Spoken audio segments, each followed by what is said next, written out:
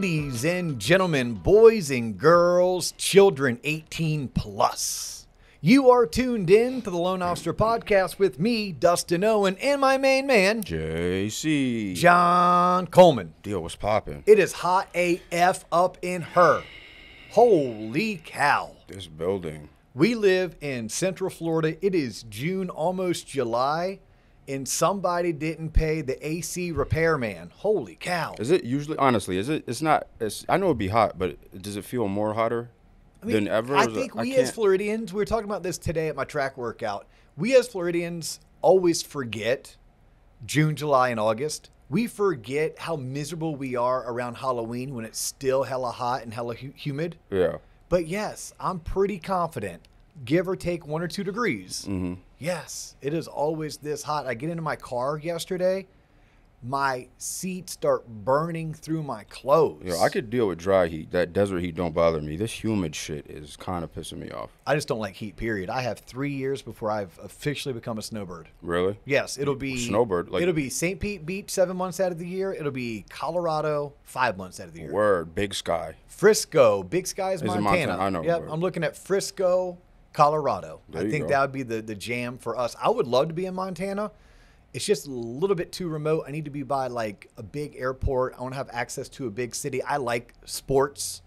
I like plays. I like concerts. So Frisco's a solid hour-ish, maybe a little bit more outside of Denver.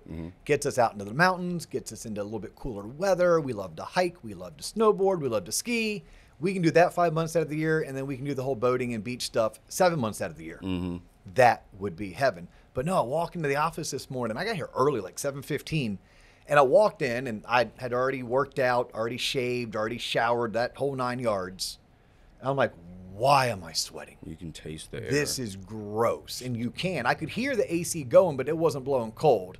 So luckily, Melanie, who is like the glue that holds our entire machine together at the mortgage company, Melanie gets in early. I know Melanie has the keys to the marketing closet. I know the marketing closet probably has some kind of swag in there. That's a fan, like you do in church. Yeah, so I like had to take off the shirt, had to take off the tie, had to throw on like, it was a shirt we had made like years ago. I think that's a female's V-neck, but I wasn't going to say anything. I think it is too. I put it on and I'm like, dang. That's snug. Either I've been hitting the weight room really well or I've been drinking way too much sangria. It was a little bit tight, but you know what it was? It was cool.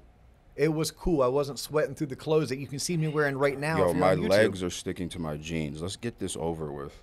Well, we're not going to get it over with, but we are going to create some content. Get it started. For our listeners, and we're going to do not a year in review, a mid-year review. Yeah. Right? Like here we are, end of June, going into July. Everyone should be doing a mid-year review. Do it with your marriage. Do it with your parenting. Do it with your friendships.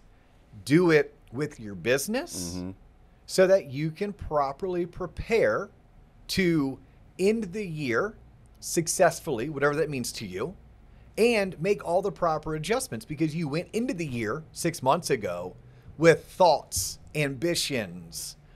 You had theories that you were going to test. You were working off of data that was from December, and now here we are mid-year. Let's work off some more current data because what we've learned is that things never is a strong word, they never consistently go as you planned or as you predicted. Yes, from time to time they go as planned, and from time to time they go as predicted. So we're going to do a mid-year review. We're going to make this content for our sales professionals and our business owners. We'll lean slightly into the personal aspect, but specifically we're going to lean into real estate, mortgage, economy. Yeah. Right? That's just kind of the space that I have been living in as a professional for the past 2 decades. It's where I'm the most comfortable speaking. But before we do, I want to give a couple shout outs like we typically do. Pay the bills. First shout out, Chris Johnstone at Connections, Inc. It was 6 months ago that you and I hooked up with Chris. Feels mad long. And we're like, and Chris came on the show and he was a podcast guest. He flew all the way from Canada to be on TLOP, which was pretty awesome. He is by far the person who has traveled the furthest and the only person that traveled from a foreign country. Yeah. And then after that connection, and I had known Chris for years, by the way, like as a loan officer, I had utilized Chris's services back in the day to do some lead gen with me. He has now pivoted away from lead gen. He's really helping loan officers become more organically noticed, right, through whether it's Google reviews or placement on websites, or he has this like concierge service where he literally has a team that can help loan officers schedule meetings with potential referral sources. But we're using Chris and his company right now to promote TLOP, right? Like, we want to continue to get the name out there that the Loan Officer Podcast is phenomenal content for anyone 18 plus who is looking to learn the shit they didn't teach in school, right? Don't let the name fool you. Yes, we call it the Loan Officer Podcast. Why? Well, we tend to teach all the same things that great loan officers teach their clients. And my profession, where I sit today, it culminated from me being a loan officer. But by me being a loan officer, I became very financially aware. My financial literacy is off the charts when compared to others. I learned how to budget. I learned how to run a business. I learned how to market. I learned how to persevere, right? So we talk about all of those things on our show. We happen to call it the Loan Officer Podcast. But we needed Chris to do one thing better. I said, Chris, we built out this website specifically for loan officers, like specifically. That website is tloponline.com, T-L-O-P online.com. TLOP because TLOP is the acronym, duh, but also TLOP because I like to think of our more hardcore fans as being TLOPers. And a lot of those people are in the mortgage industry, right? They too are doing what I did for a living or trying to do what I've done for a living. So we created this website that's chock full of resources. 2 live training calls with me per month. That's huge. That's huge, right? Hundreds of training videos. Literally. Dozens of resources. These are Excel files, PDFs, Word documents that I have put together, collected over the years that are used today by top producers.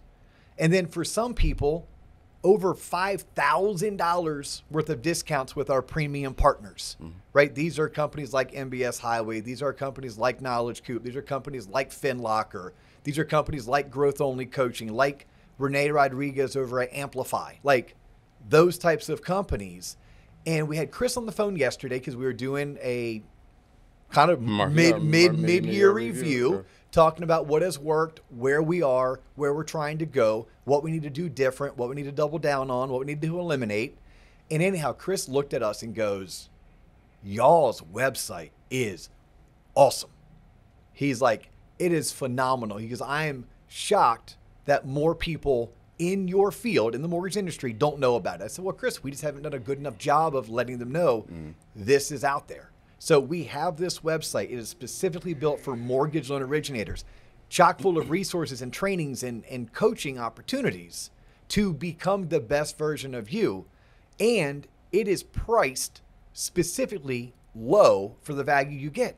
Literally less than $100 a month or $1,500 for the entire year. And that $1,500 comes with a complimentary membership to Coop Plus, which is a service provided through Knowledge Coop. It comes with the CE you'll need for the entire year, right? It comes with those $5,000 worth of discounts. Like, that's the difference between Premium Plus is the discount. It's the complimentary membership to Coop Plus. It is the CE. But Chris is going to help us get the word out. So I want to give him a shout out because we had a great call with him. Yes, sir. And he's in our space. He can help mortgage loan originators similar to what we're doing, but obviously a little bit different because they have a loan originator has a different goal. And then I had a great call with Greg over at Adium. And I probably butchered that. Yes. But Adium is a CRM that I'm going to be test driving because what I love about it is a CRM that's ready to go out of the box. This may be a better solution for certain mortgage loan originators who aren't running big teams, who don't have a lot of hours to customize something like JuneGo. This is something where you could purchase it, plug it in, and start playing right away. So I had a great call with Greg. I look forward to exploring their CRM. And then obviously if I think it's something I would use as an LO, we're going to bring them on as a premium partner also. There you go. Because when you're a premium partner of TLOP, you go up on the website, we feature your product, we give our T-loppers a opportunity to purchase your product, and if you're a Premium Plus member, you get the discount. There you go. Right? So I'm trying to work with Xenix right now, trying to get some of their products up there. So we have a lot of things in the works right now going on at tloponline.com. And the prices we have, these are the prices for this year. They will be going up. Right now, we're just trying to gain as much traction, get as many eyeballs, get as many people tuned in and understanding it's there. So if someone actually signs up this year, and this year's 2023, we are going to honor that pricing and perpetuity. Word. And perpetuity. For as long as you want to be, this is your pricing. But if you wait until January, we will be increasing. Word. So, all right, that was all of the shout outs that I wanted to do. Good job. Now we can jump right My into... hands are clammy as shit. Clammy from the heat or clammy because you're so nervous about this particular episode? I don't know. I thought it was a Tylenol I took earlier, but maybe not. Maybe not. Well, here we go. So the Lucy stamp starts now. Lucy stamped. Lucy stamped right now. So here's the deal, y'all. I'm going to go back and say it. We are off. We are off on our projections. What? Yep. Back in January, I was telling people, hey, you got to grind it out for 100 days. For 100 days. How many days are we at now? More than 100? We're pushing 182 and a half. Somewhere. I mean, I'm trying to do 365 divided by 2. Yeah. Actually, 365 and a quarter. That's a full year. That's 365 days and roughly 6 hours makes one full revolution around the sun. In like 60 years or something, maybe 100 years or maybe longer, we're going to have to add another day to the calendar. Possibly, but right now that's why we have leap year. Leap year is to make up for that quarter of a day. But then there's something else. Yeah, okay. But I'm sure there is, John, when the aliens come. Thank you. Yes, finally. So we were saying, okay, it's going to be 100 days. Yeah. We were predicting forced acquisition, forced closure of mortgage companies. We were predicting a recession. We were predicting interest rates were going to be coming down. And all of those predictions are still true. They are. They are still true. It's kind of like us living in Florida and someone says, it's gonna rain. This is the cone of the path of the hurricane, and this is the date and the hour that it's going to make landfall. Okay, those are predictions based on scientific data, but if anyone could predict everything exactly, then they would be multi-billionaires because they'd be predicting everything that transpires in life, including business, investment opportunities, etc. So same thing applies with what we do, right? We gather the intel, we gather the information, we have as many conversations with super smart people that we can. We read as many articles as we can, we disseminate it, we try to find the median, right? So you take off the fringe on one side, take out the fringe on the other side, and try to say, okay, what's the consensus? Well, here I am in a mid-year review, and if I am in the mortgage industry, what I'm saying is, okay, things are just taking longer. They're just taking longer. The recession is still predicted to come. It's just taking longer. Interest rates are still predicted to come down. It's just taking longer. Yes, we have had some unfortunate right sizing in this industry. Right sizing is people being laid off, companies going out of business, companies being forced into merger, companies being acquired, right?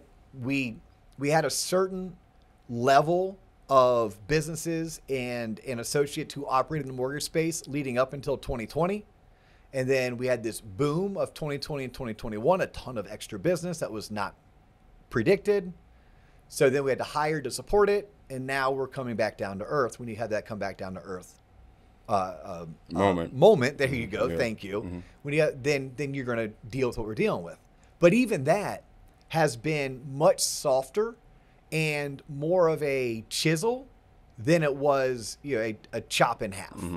So I'm still in the camp and of the belief that all of this that we've been talking about in January, February, March, here we are, June, July. It hasn't come as quickly, but it is happening. I have a question for you. Yes. Going back to January, it seemed like every other week there was a new incident in the mortgage industry, whether it be a merger, a bank going out of business, the debt ceiling being raised, foreclosures, inventory. But for the past couple of weeks or maybe month, it just seems like there's nothing. It's kind of like settled down and nothing's happening and people are just like, oh.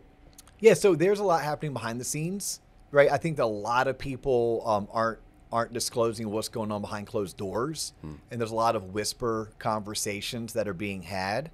Obviously, we are in the summer, so there's a term called the summer doldrums or the dog days of summer. And in general, things as it pertains to economic and business tend to just slow down in the summertime. Okay. People have families. People take vacations. People are less willing to make big decisions and big moves during the months of June, July, and August. It's every reason why I coach loan officers that there's a hunting season for realtors, right? Or a fishing season for realtors.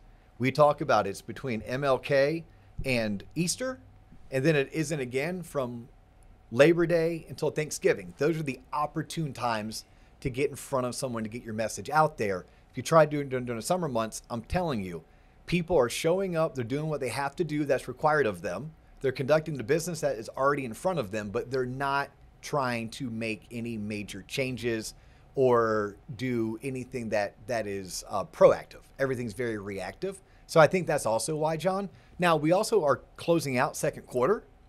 Second quarter is going to be very interesting. Every time you have a quarter end, then you have to finalize your numbers, and your numbers will be your profit and loss statement. And for many, it's a loss statement, and it's not their first loss statement. It could be their fourth or fifth consecutive loss statement, and you eventually will run out of runway. You eventually will no longer have any more furniture in your house to burn. That's a Jeff McGinnis-ism. Jeff McGinnis, CEO of a major mortgage company, maybe one that I know pretty well. And the analogy that he gave is like many companies are burning their furniture to stay warm.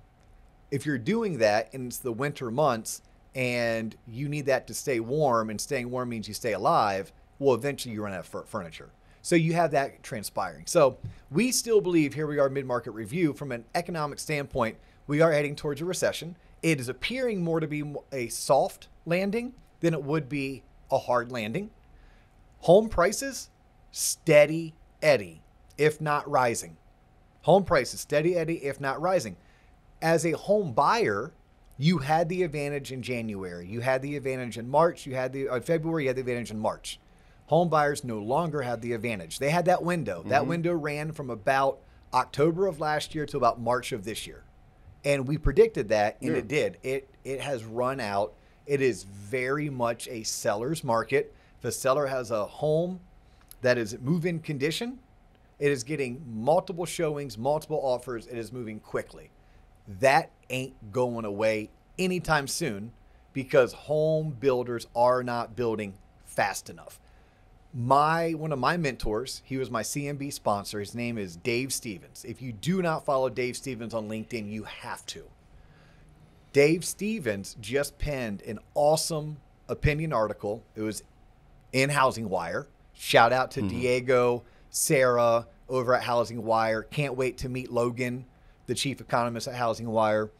But it was a scathing opinion article where he was basically calling out the current administration for their know-nothingness. They're doing nothing right now to truly promote housing and to promote home ownership. What they have to do is put bills out or not, I guess they don't put them out, promote legislation that they would eventually sign that would allow home builders to build with less hurdles, with less cost. So right now, when I'm talking to a home buyer, I'm letting them know, like, yes, rates are still in the 6s, maybe even 7s, depending on your criteria. Yes, inventory is bleak. Yes, you're going to make multiple offers and probably get outbid. And that is not going to change until we start building homes at a much greater capacity that we have over the past decade. So you're saying for the past decade we've been doing this. So I'm telling you, probably isn't going to change anytime soon. Not that it can't change, just anytime soon. Here's something, mid-year review, that we weren't really talking about openly in January. I think from an economic standpoint, people need to be watching what's going on in the commercial real estate world. You're going to start seeing commercial loans default at a rate that maybe hasn't been seen in decades. Why that is? Well, if you understand how commercial debt is structured, it's typically structured on a variable interest rate, one that resets maybe every 3 years, 5 years, even annually. And it resets typically based on current market conditions. And it may even follow something like the 10-year treasury or follow the prime rate in the US, which is the Federal Reserve sets that. Well, what have we seen happen over the past year? We've seen a record increase, a rapid increase in interest rates. So you are a commercial owner of a piece of property, and all of a sudden, the note that you were paying for the past 3 years is going to double or triple. Yeah, what the hell? Yeah. Now, all of a sudden, the rent you collect on that building might not be enough to cover your expenses. And the way that commercial property is valued, it's not valued based on a sales comparison. It's valued based on a cost comparison. So now all of a sudden the value of that property goes down because the rent doesn't cover the mortgage.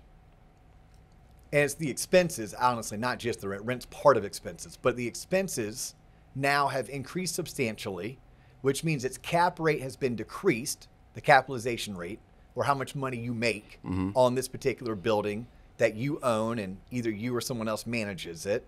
Yeah, so then all of a sudden your asset portfolio goes down.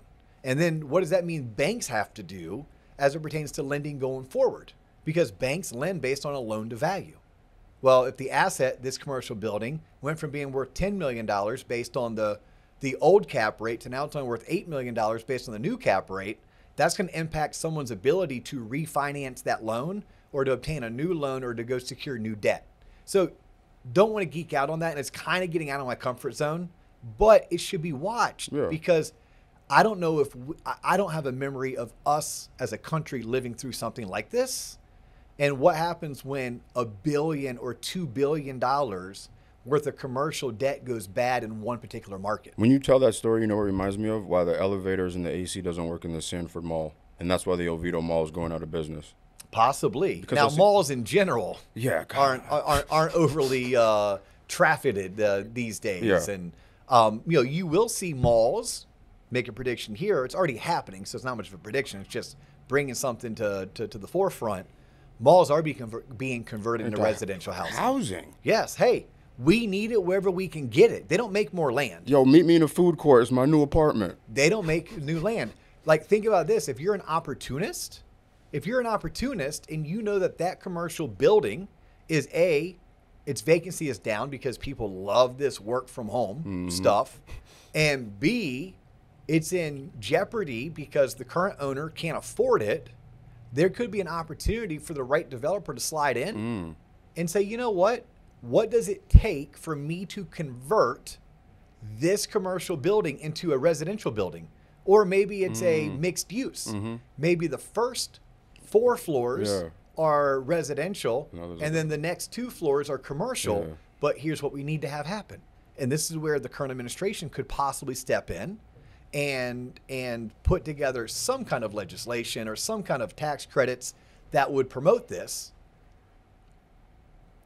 We need the local municipalities, the cities and the counties, to make that easy. Because what's required? I don't know. It's not my scope of industry, but I can only imagine how much red tape and how cumbersome it would be to turn even our office building, this 50-year-old office building that sits on Interstate 4 and Lee Road in Winter Park, Florida. How could we convert the top 2 floors into residential housing? Like, what is that going to entail? A lot of red tape and paperwork and... Yeah, from what I hear, the city of Winter Park itself isn't the easiest city to work with. Hell no. So you have Winter Park, you then have Orange County, maybe you have the state of Florida, but maybe this would be an opportunity that we could see. We're discussing it today on the mid-year review. Let's see where things are 1 year from now. When we get to June, July of 2024, it's going to be very interesting and maybe a little bit scary to see how bad these commercial defaults were. How did it impact not just the owners of the buildings, but their tenants? But how about their banks? If these banks have to start writing down losses and taking losses, That is not pro-lending. That is not pro-profits. That is anti-profits, and that would make a bank want to be more conservative. And I have learned that everything has some kind of a trickle-down effect, right? I first learned it when I was 14 years of age. One summer, I was working as a plumber's apprentice, and the very first thing, the guy's name was Vince. The very first thing Vince said, by the way, I've never really met a Vince that wasn't like, A, someone you want to go drink beer with, but also B, someone that if you needed a dead body buried, Vince McMahon's your guy. Vince would do it. Yep. So this Vince was like that. He was a great guy to have a beer with, and he was definitely somebody that could dispose of a body. That could dispose of a body for you. So he hands me a shovel. It's like 7 o'clock in the morning. He said, "There's only 2 rules to this job that you need to know." I said, "All right, what is that, Vince?" He said, 1, your boss is always right. 2, shit flows downhill. Start digging. And that was the truth. I was digging plumbing for a residential neighborhood. I started at the house's foundation with 6 inches. We had to run piping down to the main sewer line at the street, at which point I stopped at 6 feet. Why? Because shit flows downhill. Same thing applies in life and in business. So when I'm talking about this commercial paper and some people who are tuning in that are first-time home buyers, that are real estate agents, that are business owners, that are in the mortgage industry, and they're like, Dio, that's commercial. How does that impact me? Well, shit flows downhill. You just have to recognize that, and it's a big unknown. It is truly a big unknown. Now, what are we still predicting as it pertains to residential housing? Do not see any reason why home prices are going to come down. Do not see any real tangible reason why there's going to be a plethora of inventory. And mortgage interest rates are still predicted to come down. They really are. Our hope is that we start seeing it in August. That is our hope, but there's so many things out of our control. Like what the European Union does, the ECB, like what they do, what Germany does, what England does, what Australia does, it impacts us. We can't force them to do things we want them to do. And then we have our own federal board, and they're going to dictate policy based on their actions as well as based on their words. And it's always unpredictable how the market reacts to their words and to policy. Now, when I sit down and talk to my friends who are in recruiting and in staffing, they're waving the red flag. Hey, y'all, this economic employment situation that we're in, record low employment, that's going away. That's going away. Like I talked to a buddy yesterday where his daughter's company, she works for a major company, like nationwide, global. Yeah, her department, they're doing a 5% reduction in headcount. Right? We already know about the tech companies who are doing it. And my buddy in staffing, he's like, yep. He's like, I'm preparing. I'm preparing for my paycheck to go down. I'm preparing for it to get really hard because he's like, I don't have clients who are hiring. Most of my clients who used to be hiring, now when someone leaves, they don't replace it. Right? They're hoping they can forge ahead without ever needing to do a layoff just by letting natural attrition take place and then not backfill. Hung out with one of my best friends over the weekend. Got to hang out with him and his family. Shout out to Joe. Shout out to Michelle. It was awesome seeing you guys. And he told me that his role, he works for a Fortune 500 company. Mm-hmm. His role is now that of 3 people because 2 people have left and they haven't replaced them. Now he's just doing that work of 3 people. So, you know, that gives me, I say hope. I don't want to hope for a recession, but you need something, right? When things get too hot, you need something to cool them off. A recession could be what the doctor ordered, just to cool things off, stabilize, normalize. I don't see a recession impacting residential housing at all. Like something catastrophic would have to happen, and that just comes down to the inventory aspect. And I just don't see that ever getting fixed anytime in the near future 1, 3, or even 5 years. Mm-hmm. Obviously, mortgage rates will come down when unemployment starts to go up. Mortgage rates will go down once there's more signs that we are pulling away from this record high inflation and we're pushing more towards the target that the Federal Reserve wants to see, which is a 2% growth rate. As that happens, that will entice more sellers to sell, and more sellers to sell will be more properties on the market. But there's so much demand pent up that whatever extra inventory hits the market, it'll get gobbled up immediately. It's going to get gobbled up. Now, as someone who helps run a mortgage company, it's still great news because that's still going to be more transactions. And here's honestly mid-year review for someone who helps run a mortgage company. I hope that between June 30th and December 31st, that there are less mortgage companies in this space, that there are less mortgage loan originators in this space.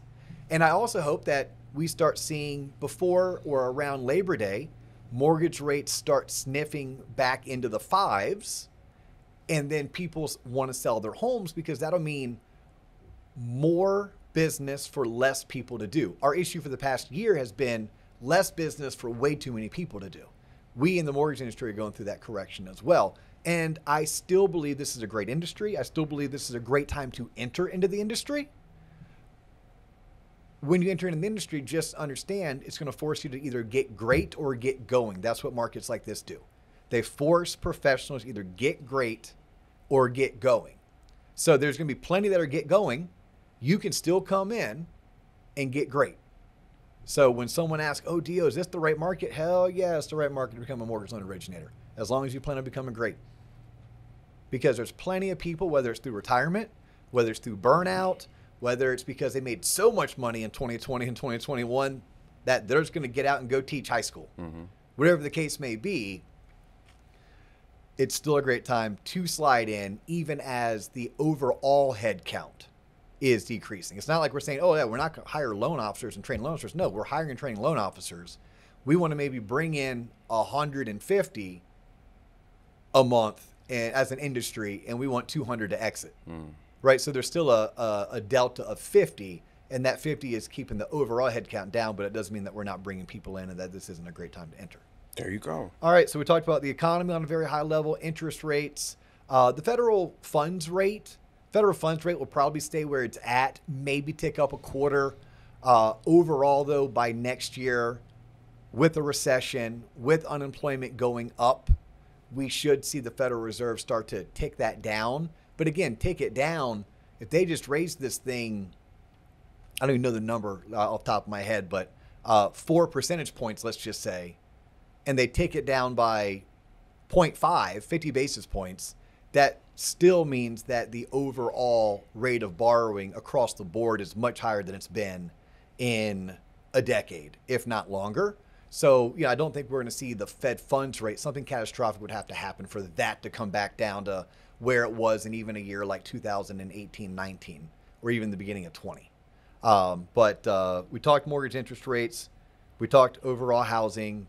We talked about where we are. We kind of discussed, hey, we thought things would happen quicker. They're happening. They are happening. There's no denying. It's just taken a lot longer. So I referenced an article that I wrote that talked about the next 100 days. Hey, we may need another 100 days, right? We may need to like redo that, which reminds me of an episode that we did like a week or two back.